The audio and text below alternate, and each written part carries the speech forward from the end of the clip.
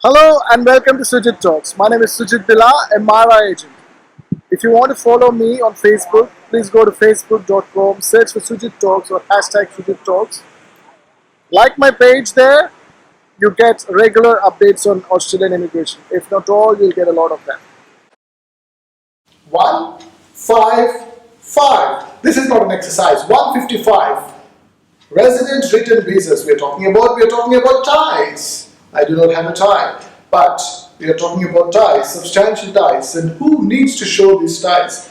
Well, if you're one of those who did not spend 2 years or 5 years when you get permanent residence and you wanted another permanent residence of 5 years, definitely you'll not get it.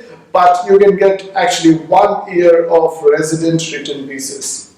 Now you have to remember that if your absence is less than 5 years, you stayed overseas, you're absent from Australia for less than 5 years, you can actually base your argument on substantial ties and ask the case officer for 1 year of written resident visa. But if your absence is more than 5 years, you're talking about compelling circumstances. Compelling reasons, which I am not covering in this video because it becomes too much for you.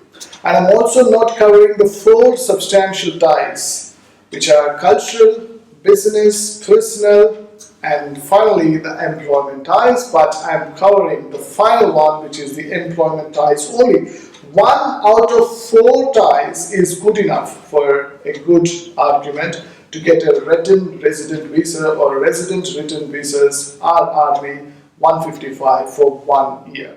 So 1 out of 4 ties is good enough, is what you have to remember, and we are basing the argument of having employment ties in your submission. If you're doing it yourself or if you're doing with the help of an agent like me.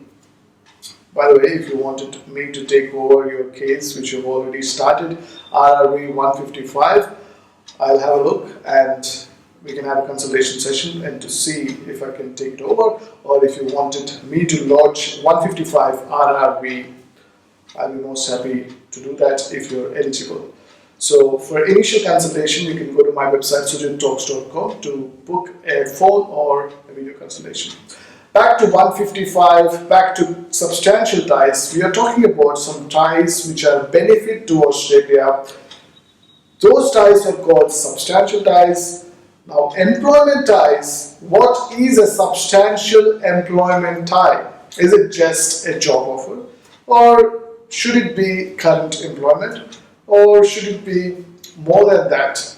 Actually showing a contract of ongoing employment for a year or so. What kind of evidence is good for a substantial employment tie? There is no concrete definition. We have to see case by case, and how you argue and how the case officer convinces is what matters the most. So they'll be looking at the job offer, if it is a genuine job offer, otherwise it will be affected by PIC 4020. If you're not aware, PIC 4020 talks about giving misleading information or bogus documents.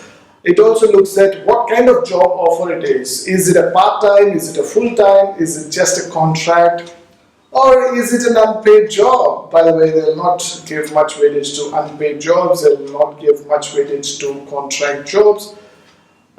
Forget about casual jobs. They are looking at full-time jobs, but that doesn't mean that the contract jobs or casual jobs are just not looked at and never will they get the 155 1-year visa. I'm not saying that, but if you have a full-time job, that's a lot better. Now, if you have current employment, that's even better because you are in Australia, unless you are one of those who are overseas but have significant ties, substantial ties while being overseas. Substantial ties with Australia by being overseas also possible in limited circumstances when the organization is connected to Australia in some other way. Now, talking about current employment in Australia, so you were on a resident written visa, or you're looking for a resident written visa, and you came back to Australia before your PR expires, or your PR has expired but you came to Australia on a different visa and currently you're working, then that's a lot to offer. I mean, a lot to show as evidence as a substantial tie, because your employment is ongoing, then what you have to understand is the more the time you spend overseas, the ties are going to become more difficult for you to show, because your absence means that you're going away from Australia, which means you're not tied to Australia much. I understand in this global world there are different opportunities. For personal and business reasons, people move out of Australia after getting the PR. But look at the condition, look at the situation now. Permanent residence is becoming very difficult. If you're one of those who are having permanent residence but do not want to stay in Australia, better give it to another one who is desperately waiting for it.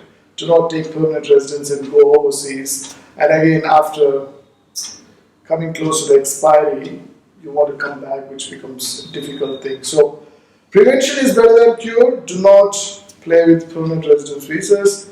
If you have it, make use of it. It's not about the job. In Australia, it's a different thing. So general skill migration points tested visas are not related to jobs, which means you do not have to work in the same field after you get it. And the other thing is, it doesn't come with a job. So PR doesn't come with a job as free. If you get PR, you don't get job as a free thing. So it's a different thing here in Australia.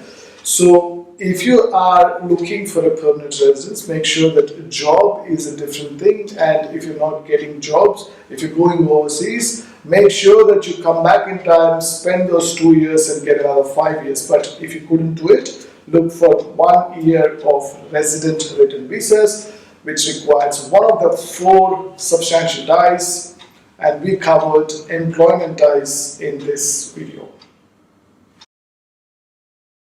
Thank you for watching this video. My name is Sujith Billa, a MARN agent. If you haven't subscribed to my channel on YouTube, please do it. Sujith Talks on YouTube. Click on the bell icon to get notified.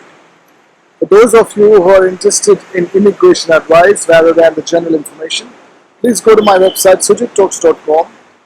Schedule a phone or video consultation based on your time zone. Thank you very much. Stay tuned for more. Until then, it's Namaste.